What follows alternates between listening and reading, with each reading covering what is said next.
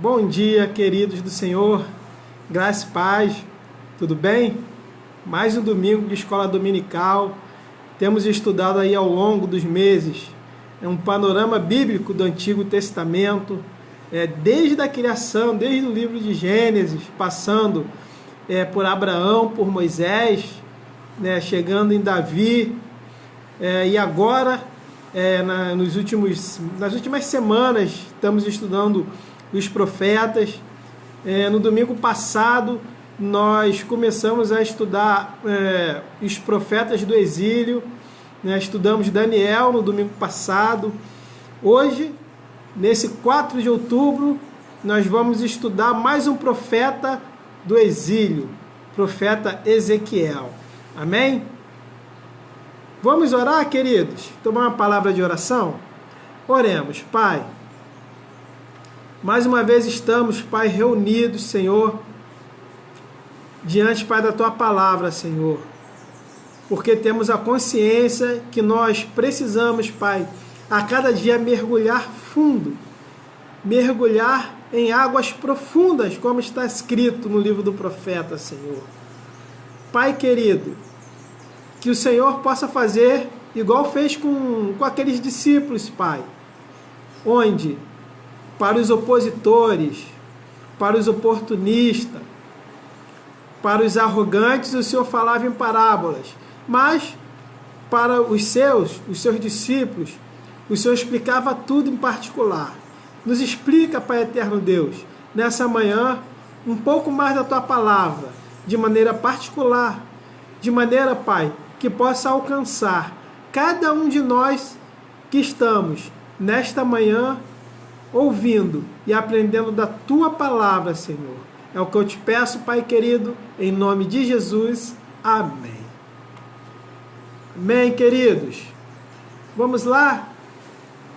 Vamos relembrar só um pouquinho, não muito, relembrar o seguinte: os habitantes de Judá foram levados, querido, exilados em três ocasiões. Primeira ocasião foi em 605 a.C., no reinado de Jeoaquim.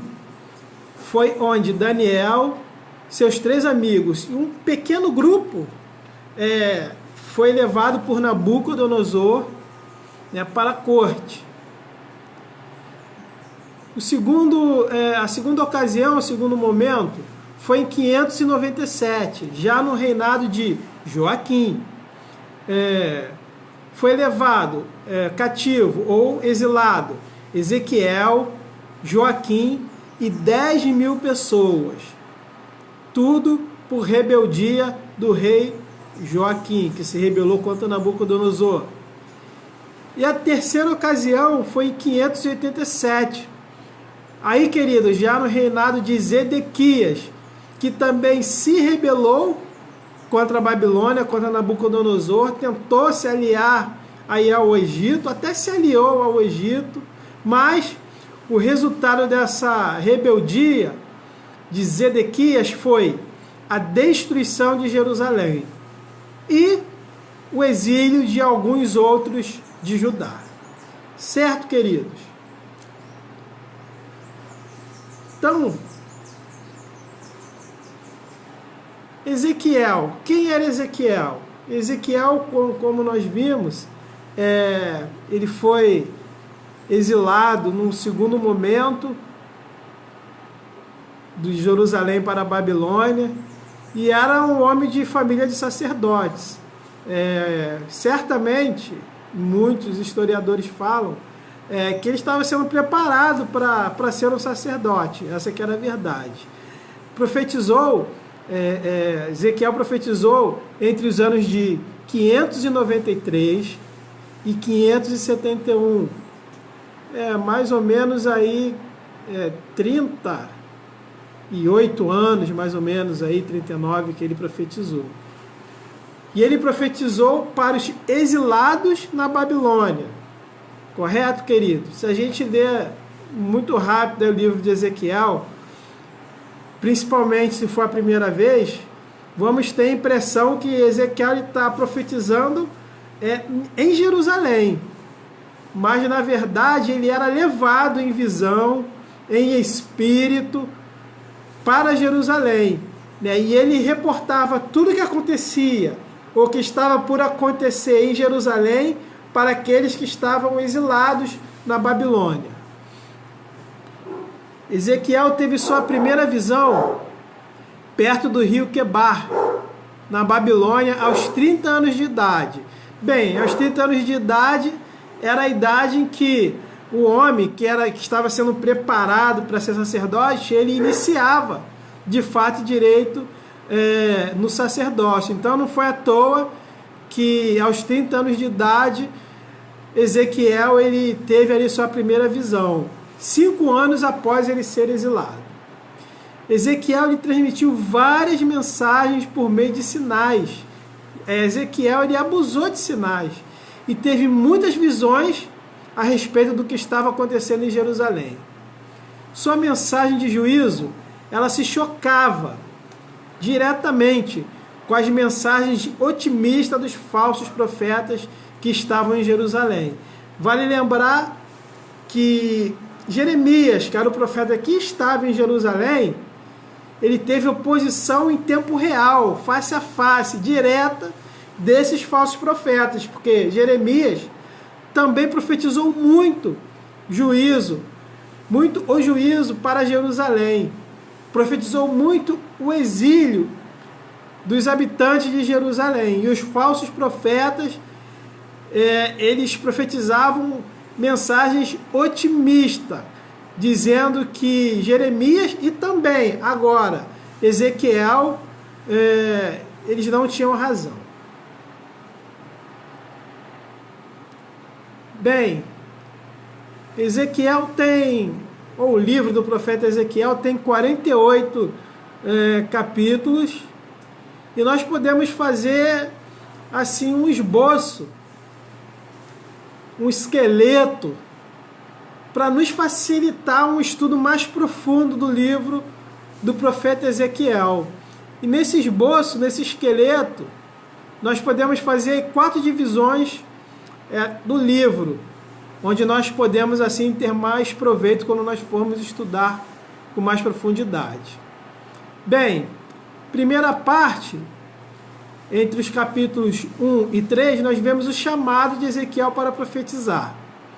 Segunda parte, nós vamos ver o julgamento de Deus sobre Judá. Ezequiel também profetizou, assim como Jeremias, muita coisa, né? A ponto de ter aí 20 capítulos, né, só sobre o julgamento de Deus sobre Judá. E nesse julgamento nós podemos ver sinais, né, e mensagem da queda de Sião, da queda de Jerusalém, a glória do Senhor Deus que deixa o templo, né, entre os capítulos 8 e 11, nós podemos ver isso claramente, e os pecados de Judá que trazem a destruição, entre os capítulos 12 e 24. Então, no julgamento de Deus sobre Judá, nós podemos assim fazer essas 3 divisões: sinais da queda, né, de Jerusalém, 4 e 7, a glória do Senhor que deixa o templo, 8 a 11, e os pecados de Judá que trazem destruição, 12 a 24. Terceira parte do livro, os oráculos de julgamento contra as nações, 25 ao 32. E, por fim, a restauração de Judá. Deus sempre tem uma mensagem de restauração, né? Então nós vemos a restauração de Judá, mensagem de esperança, do capítulo 33 ao 48, onde nós podemos estar vendo aí, de uma maneira bem clara, a esperança de restauração e renascimento, do 33 ao 37, a vitória sobre Gog e Magog, do 38 ao 39, e a glória de Deus no novo templo, do 40 ao 48. Amém, queridos? Vamos dar uma passada aí nesse esqueleto, nesse esboço? Vamos lá, de uma maneira panorâmica, queridos. Primeira parte do livro, o chamado de Ezequiel para profetizar, capítulo 1, eu estou aqui com a minha Bíblia, até o capítulo 3. Bem, capítulo 1, no versículo 1, nós podemos ver, é o versículo aí que a gente vai dar destaque, nós podemos ver que a glória de Deus também estava com o seu povo no Egito, no exílio. Nós podemos ver aí, queridos, em todo o capítulo 1, a visão que Ezequiel teve de Deus. E essa visão, ela foi na Babilônia, correto? Ela não foi em Jerusalém, nem foi no templo, foi na Babilônia. E isso é uma surpresa para o povo de Deus. Por quê? Porque para eles a glória do Senhor estaria somente no templo. Somente no templo. E isso foi uma surpresa quando Ezequiel começa a falar com eles da visão, das visões que ele estava tendo de Deus. Então, queridos, a glória do Senhor, ela estava com o seu povo, não só no templo, né, mas como também no exílio. Diga-se de passagem, nós vamos ver daqui a pouco, que a glória do Senhor, ela tinha saído do templo. Não tinha como a glória de Deus habitar no templo. Mas eu quero dar ênfase a isso.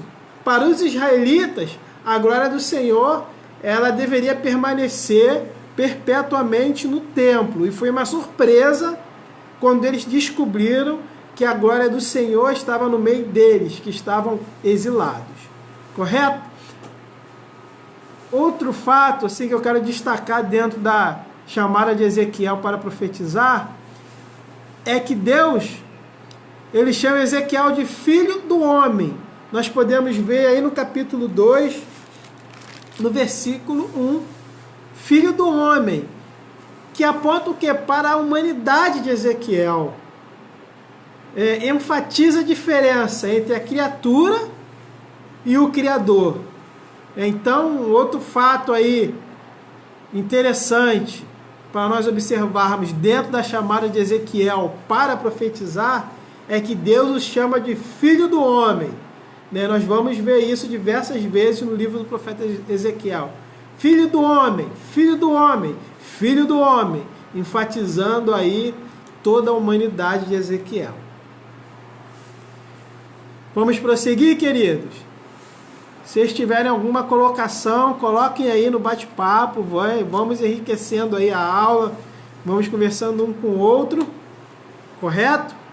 Vocês fazem a aula, eu apenas direciono. Vamos lá. Segunda parte do livro de Ezequiel, o julgamento de Deus sobre Judá. A gente já avança aqui no livro do profeta Ezequiel, entre os capítulos 4 e 24, nós vemos aí o julgamento de Deus. Ezequiel mostrando, não para os que estavam em Jerusalém, mas para os que estavam exilados, que haveria um julgamento sobre eles. Sobre Judá, correto? Vamos dar 3 destaques aí nesse julgamento sobre Judá. Primeiro destaque, já no versículo 5, no capítulo 5, entre os versículos 1 e 4. Sinais e mensagens da queda de Sião. No capítulo 5, queridos, entre os versículos 1 e 4, está escrito assim: E tu, ó filho do homem, toma uma faca afiada, como navalha de barbeiro a tomarás, e a farás passar por cima da tua cabeça e da tua barba. Então tomarás uma balança e repartirá o cabelo. A terça parte queimarás no fogo, no meio da cidade, quando se cumprirem os dias do cerco. Então tomarás a outra terça parte e feri-la-ás com uma espada ao redor dela, e a outra terça parte espalharás ao vento, porque desembainharei a espada atrás dele. Correto, queridos? Bem, raspar a cabeça, queridos, e raspar a barba era sinônimo de luto, de humilhação e de arrependimento. Correto? Então, assim, Deus, ele queria mostrar ali para os israelitas que estavam exilados que o juízo assim haveria, ao mesmo tempo que mostra um arrependimento ali, ou que o povo deveria se arrepender, mostra que nas 3 partes que foi dividido aí a barba, o cabelo da cabeça do profeta, uma parte iria ser queimada, que era Jerusalém sendo queimada, outra parte seria ferido a espada, e eles foram feridos a espada, e outras partes se espalharia, e eles realmente foram espalhados. Alguns ficaram em Jerusalém, outros exilados, outros tentaram ir para o Egito ou para terras vizinhas. Correto? Bem, segundo destaque, a glória do Senhor que deixa o templo, entre os versículos 8 e 11. E um destaque para capítulo 8, dos versículos 3 até o 6, que diz assim: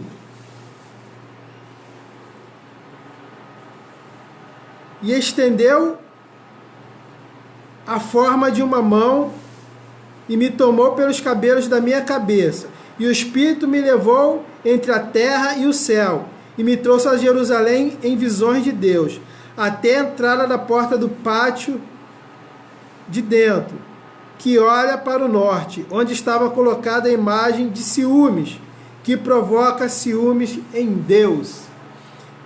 E eis que a glória de Deus de Israel estava ali, conforme a semelhança que eu tinha visto no vale. E disse-me: filho do homem, levanta agora os teus olhos para o caminho do norte. E levantei os meus olhos para o caminho do norte, e eis que a banda do norte, a porta do altar, estava a imagem de ciúmes à entrada. E disse-me: filho do homem, vês tu o que estão fazendo? As grandes abominações que a casa de Israel faz aqui, para que me afaste do meu santuário, mas verás ainda maiores abominações. Um destaque muito especial aqui para o capítulo 8, versículo 6, onde Deus diz que as grandes abominações que a casa de Israel estava fazendo era para que afastasse o Senhor do santuário. Então, queridos, o santuário, o templo, ele estava tão mergulhado no pecado, na idolatria, nas coisas ruins, que a glória de Deus ela não tinha como ficar ali. Não esqueçam que as trevas, ela não habita com a luz, elas não ficam juntos. Onde, é lógico, onde existe trevas, se a luz chegar, as trevas se dissipam. Mas, se você chama as trevas, se você vai atrás das trevas, assim, a luz ela é muito educada e ela vai se retirar, e foi o que aconteceu. A glória do Senhor deixou o templo, porque a abominação era tão grande, mas tão grande, que Deus ele pega Ezequiel, e mostra a Ezequiel tudo o que estava acontecendo no templo. E se você olhar com atenção entre os capítulos 8 e 11, você vai perceber Deus levando Ezequiel no templo e mostrando tudo que estava se passando no templo. E você vai ver que não tinha como a glória do Senhor habitar ali no templo. E depois ainda, dentro do julgamento de Deus sobre Judá, os pecados de Judá que trazem destruição. E entre os capítulos 12 e 24, com destaque para o capítulo 24, estou indo aqui para o capítulo 24, versículo de número 6, que diz assim: portanto, assim diz o Senhor Jeová, ai da cidade sanguinária, da panela que escuma, e cuja escuma não saiu dela. Tira dela pedaço a pedaço, e não caia sorte sobre ela. Os israelitas, eles achavam que estavam seguros em Jerusalém. Né? Para eles, principalmente para os falsos sacerdotes, falsos profetas, para a realeza, eles achavam que estavam seguros. Mas Deus, em forma de sinal, né, de uma alegoria, Deus manda o profeta pegar uma panela, colocar carne, água dentro dela, junto com carne, pedaço de carne, bons pedaços de carne, ossos, e queimar tudo. Né? E a panela significa, querido, Jerusalém, né? Queimando tudo que está ali dentro dela. Ou seja, dentro da panela e dentro de Jerusalém também. Né? Os israelitas que achavam que estavam seguros. Né? Então, queridos, Deus, ele confirma. Né? E um dos capítulos que eu separei foi aqui, o capítulo 24, na parábola da panela.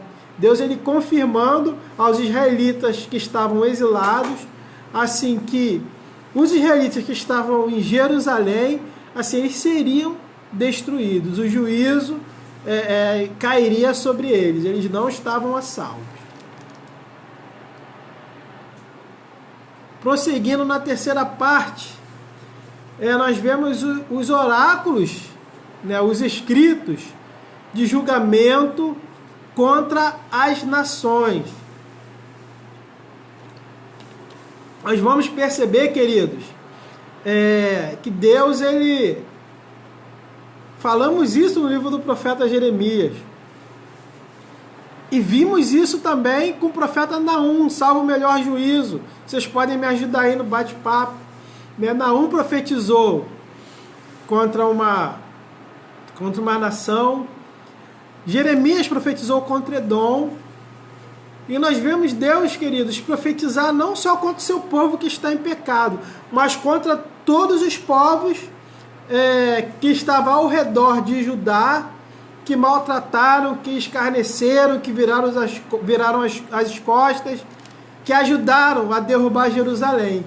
E foram 7 nações que estavam ali ao redor de Jerusalém: Amon, Edom, Moabe, a Filístia, Tiro, Sidom e o Egito. Todas essas 7 nós vamos perceber aí no capítulo 25 ao capítulo 32, essas 7 nações tiveram profecias, né, de Deus contra elas.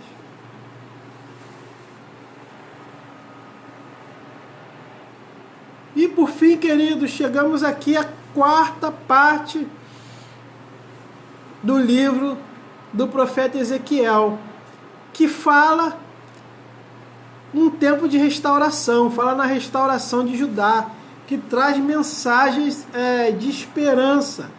E aí eu vou para o capítulo de número 33. Essa quarta parte está entre os capítulos 33 e o capítulo 48.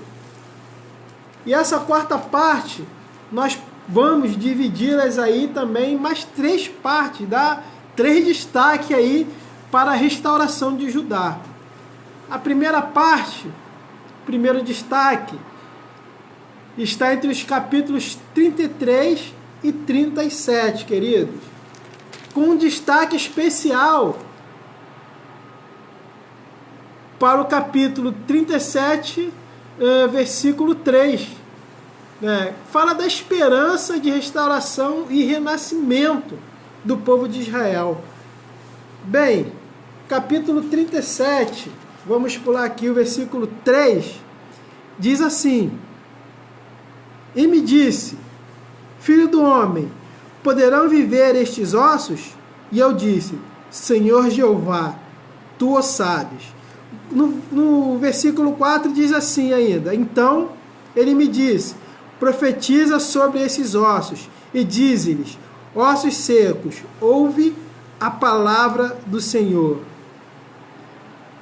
Até aqui, queridos, é a famosa passagem do Vale dos Ossos Secos, onde Deus ele toma o profeta, leva o profeta para um vale cheio de ossos secos e pergunta para o profeta: vem cá, profeta, eu posso ou não posso fazer esses ossos reviverem? Né? Um detalhe que os ossos estavam sequíssimos. Mas Deus pergunta: poderão ou não poderão, profeta? O profeta fala: tu sabes. Aí Deus fala: profetiza então. E Ezequiel ele profetiza sobre aqueles ossos, e aqueles ossos, a Bíblia fala que eles começam a se agruparem, começa a ter o formato de um corpo humano, né, e eles são completamente restaurados. É uma profecia, é uma esperança de restauração e renascimento do povo de Israel, do povo de Judá, que naquele momento estava igual aqueles ossos, secos, acabados e sem vida. E Deus ele promete dar vida a Israel.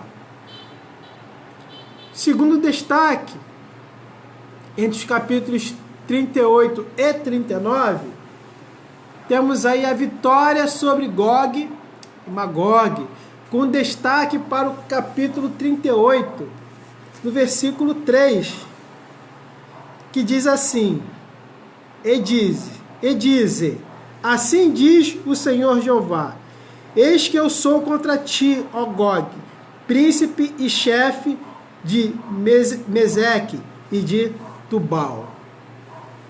Bem, queridos, Gog, ele representa um poderio militar fortíssimo, né? Representa a união de várias nações em um único poderio militar, né? E esse poderio militar ele seria derrotado. Como foi derrotado? E Deus ele profetiza isso, né, através do profeta Ezequiel, que Gog, que representa um poderio militar, ele seria derrotado. Gog, esse poder, né, era o poder que oprimia os israelitas, que deixou exilado os israelitas, né, e esse poder ele iria cair por terra. E por fim, queridos, a glória de Deus no novo templo, entre os capítulos 40 e 48, com destaque para o capítulo 43, versículo 6, que diz assim: 43, capítulo 6, isso, que diz assim: E ouvi uma voz que me foi dirigida de dentro do templo, e um homem se pôs junto de mim. 7. E me disse: filho do homem, este é o lugar do meu trono, e o lugar das plantas dos meus pés, onde habitarei no meio dos filhos de Israel para sempre. Até aqui, queridos. Bem,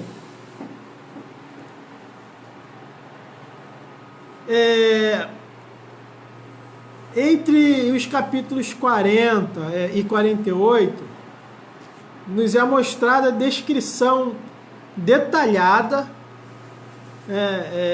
se nós formos ler com um pouco mais de cuidado, nós vamos ver essa descrição bem detalhada de um grande, queridos, não de um pequeno, de uma grande obra, de uma grande construção, de um grande templo, que seria, né, e foi, nós vamos estudar isso mais para frente, né, o centro de adoração da nação que seria restaurada, e a nação foi restaurada.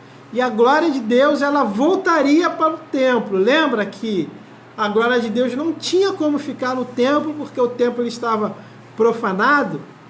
Bem, essa glória ela iria voltar para o templo de Jerusalém, e a adoração da nação, a adoração verdadeira, a adoração genuína, ela seria restaurada.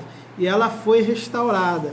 E até completando, que nós já vamos estudar aí futuramente, a glória da segunda casa, ela foi maior que a da primeira.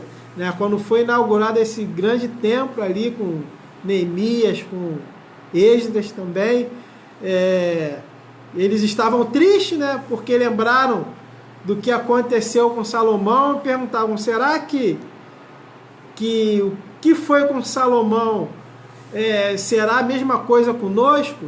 Aí Deus fala, a glória da segunda casa será maior que a da primeira. Promessa de Deus. A glória de Deus no novo templo. Aleluia. Bem, queridos, valor teológico desse livro de Ezequiel. Primeiro, uma visão renovada do esplendor de Deus leva o homem a se prostrar, a adorar e a obedecer prontamente a sua palavra.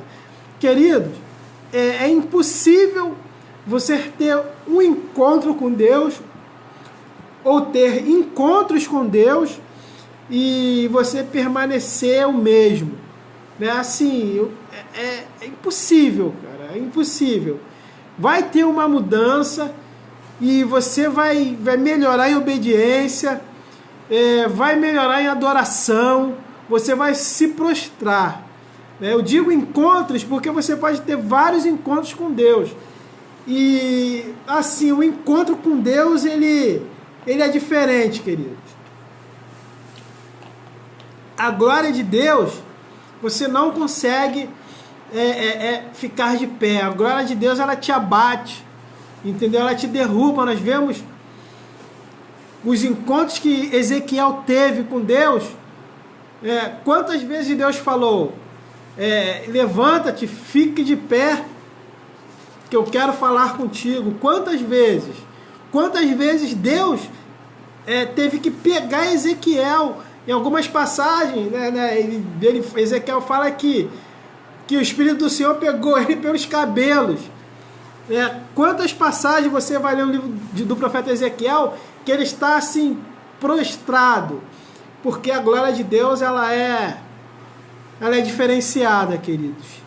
Busque a glória de Deus, busque um encontro com Ele, não só em um momento, mas busque diariamente.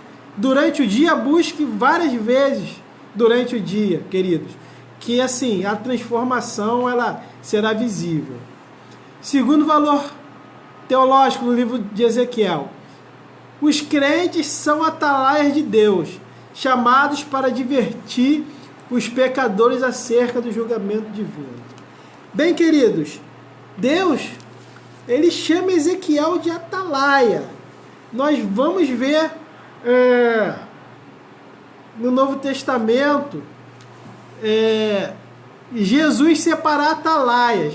Os atalaias, eles normalmente eram sentinelas que ficavam de prontidão, é claro, um sentinela ele fica de prontidão, e quando vinha o perigo, ele alertava a cidade a respeito do perigo. Quando vinha um inimigo, ou quando vinha uma tempestade, ele conseguia avistar de longe, ou quando ele via alguma coisa que era estranha, que era diferente, e que de alguma maneira poderia afetar a cidade, ele dava um alarme.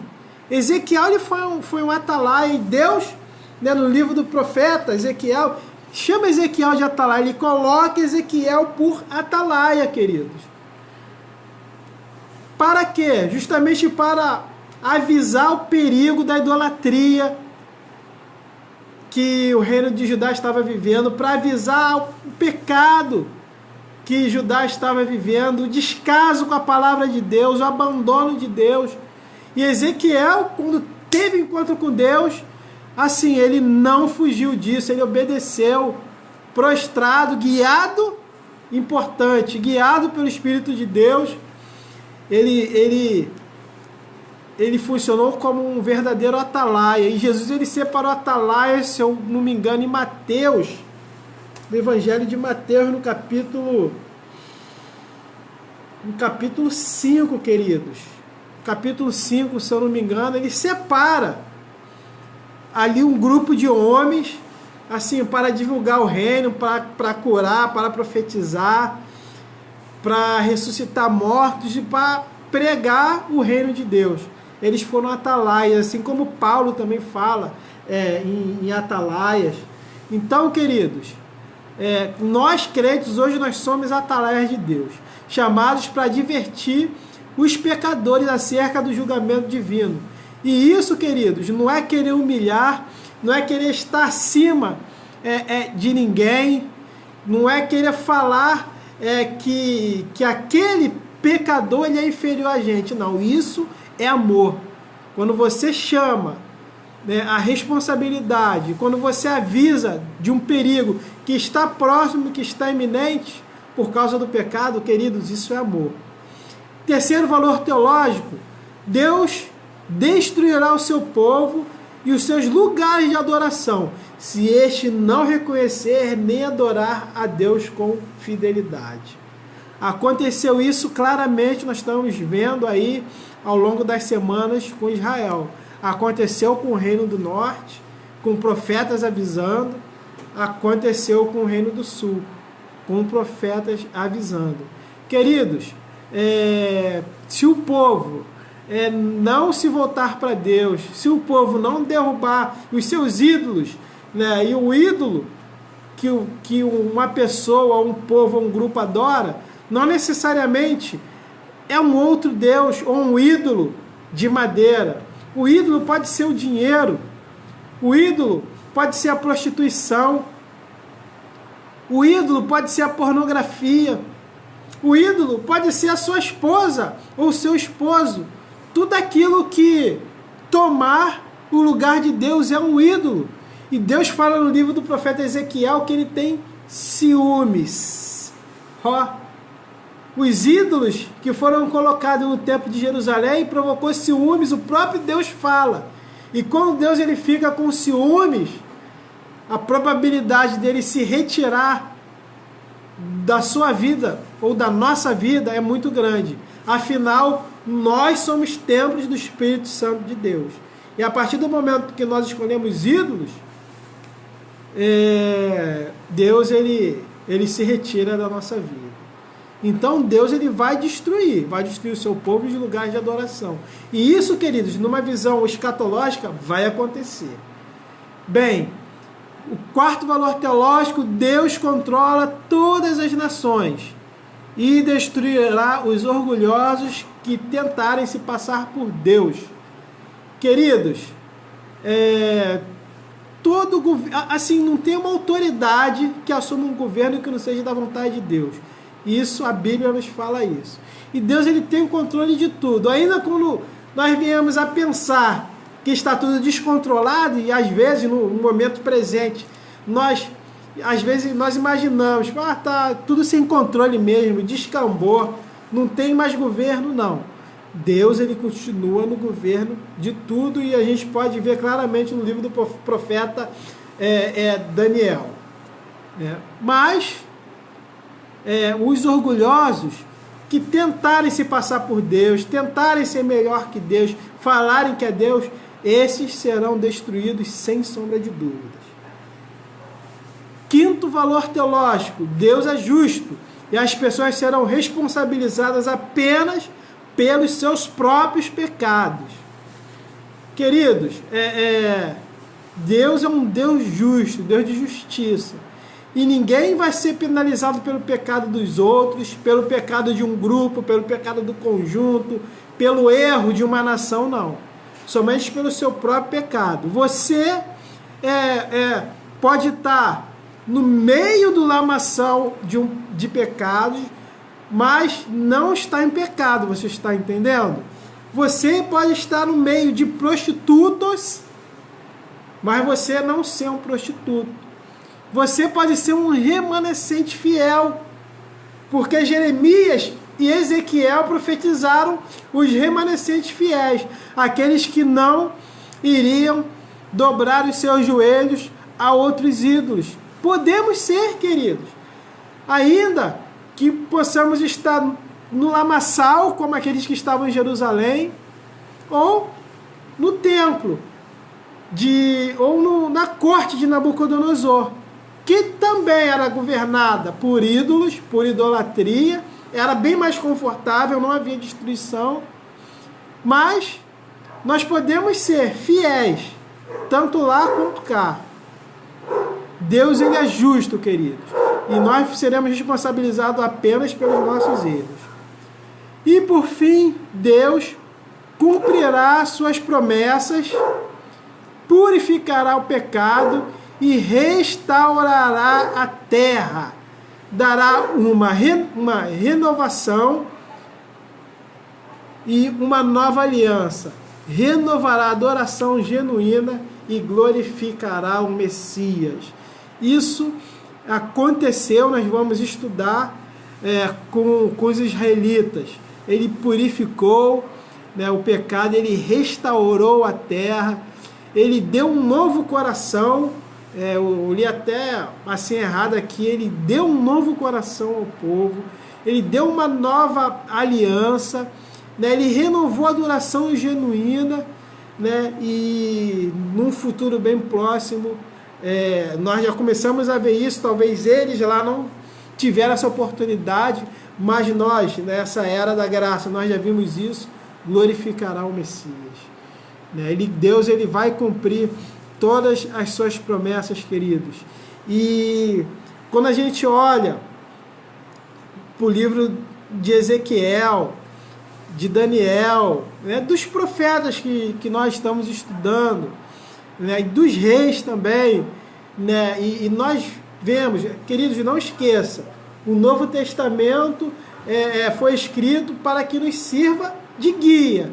Quando nós observamos o que aconteceu com os israelitas, né, com os hebreus ao longo aí do seu período de monarquia, né, até a queda do último rei, e como Deus, ele agiu em prol deles, colocando profetas para cuidar, né, dizendo que iria destruir, cumprir as suas promessas, mas dando promessa de restauração. E nós vamos ver ainda nesse panorama do Antigo Testamento que Deus realmente restaurou. Assim, isso nos dá uma confiança tremenda no mundo que nós vivemos hoje, né, num mundo onde o pecado ele avança, né, onde a terra está sendo destruída, onde as pessoas estão com um coração de pedra, onde a aliança que Deus fez, né, está quebrada, foi quebrada não da parte de Deus, mas da parte do povo, onde não existe mais adoração, uma adoração genuína a Deus. Assim, isso nos dá uma esperança tremenda de que Deus, no fim, ele restaurará todas as coisas. Lembrei até aqui dos discípulos, quando Jesus Cristo estava indo para o céu, eles perguntaram: mestre, quando o Senhor restaurará todas as coisas? Aí deu até arrepio aqui, queridos. Oh, glória! Jesus, ele fala: não vos compete saber as eras, mas vão e pregue o Evangelho. Deus, queridos, ele vai restaurar todas as coisas, mas nos compete a ser um atalaia, a avisar que o juízo está próximo. Enfim, queridos, está aí um panorama do livro do profeta Ezequiel. Como eu sempre falo, o pastor Gilson também fala, assim, se nós formos nos aprofundar, assim, é papo de horas, a gente se deliciando por cada detalhe, né, desses profetas, não só os profetas maiores, né, como Isaías, Ezequiel, Daniel, né, mas os profetas menores também, né, os profetas pós-exílio também, né, Zacarias, por exemplo, pós-exílio, ou o Osés, que nós já estudamos, Jonas, que nós já estudamos.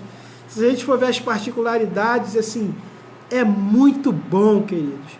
É um renovo para as nossas vidas, é muito bom.